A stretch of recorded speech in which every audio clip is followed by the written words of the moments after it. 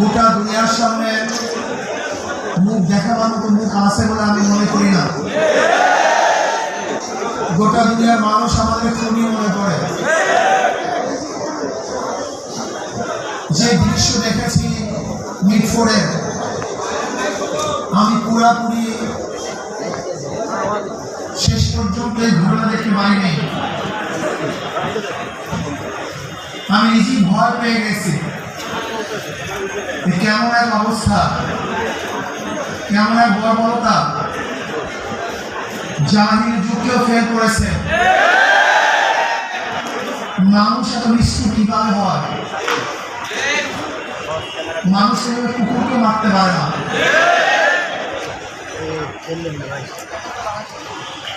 কয়েকদিন আগে ভোলা তজিমুদ্দিনে স্বামীকে বেঁধে রেখে গণহারে তার স্ত্রীকে ধর্ষণ করেছে। বগুড়ার মেয়ে বিবাহ দিবে না, শুধু এতটুকুর জন্য তার বাবাকে হত্যা করেছে। আজকে চাঁদা না দেওয়ার কারণে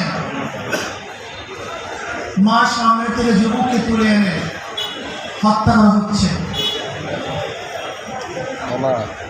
আজকে বাংলাদেশের অবস্থাটা কি? মানুষ কেন রাজনীতি করে? রাজনীতি করা উচিত ছিল, উদ্দেশ্য ছিল মানুষকে শান্তি দেওয়া, মানুষকে মুক্তি দেওয়া, মানুষের নিরাপত্তা প্রদান করা, মানুষের সাহায্য সহযোগিতা করা। অথচ আমরা রাজনীতি আমি কি করতেছি? খুন, ধর্ষণ, দখলদারি, জুলুম, অত্যাচার, অবিচার, এমন কোনো হীন খারাপ কাজ নাই যে আমরা করছি না রাজনীতির নামে। আমরা কি দেখি? যখনই চাঁদা ধরা পড়ে বহিষ্কার করা হয়। বিএনপি পর্যন্ত ৩,০০০-এর উপরে বহিষ্কার করেছে। কিন্তু আমি সাংবাদিক বন্ধুদেরকে প্রশ্ন করতে চাই, আমি জনগণের কাছে প্রশ্ন রাখতে চাই, এই বহিষ্কারে কি তাদের চাঁদা ফিরছে? দখলদারি ফিরছে? খুন ফিরছে? তার মানে বহিষ্কার কিছু নাই, বস লোক দেখানোর নিয়ম। তারা কি বলে? ব্যক্তি দোষ করলে দল সেই দোষের দায় দায়িত্ব গ্রহণ করবে না।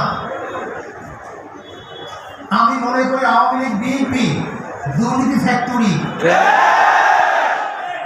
খুনের ফ্যাক্টরি। আপনাকে কারা হত্যা করেছিল? যে ছাত্রগুলি হত্যা করেছিল তারা বৃহৎ ছাত্র বাংলাদেশে, কিন্তু এই ফ্যাক্টরিতে যাওয়ার পরে তারা খুনি হয়েছে। আজকে হাজার মেধাবীরা এই আওয়ামী লীগ বিএনপি করার কারণে ধর্ষক হয়েছে, চাঁদাবাজ হয়েছে।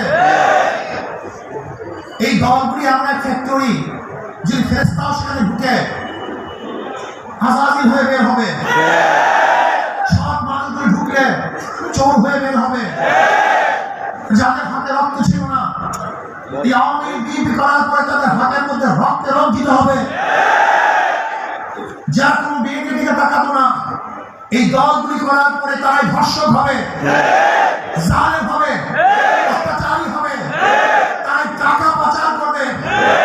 এমন কোনো জায়গা নেই যেখানে চুরি হচ্ছে না, ডাকাতি হচ্ছে না, দখলদারি হচ্ছে না, চাঁদাবাজি হচ্ছে না।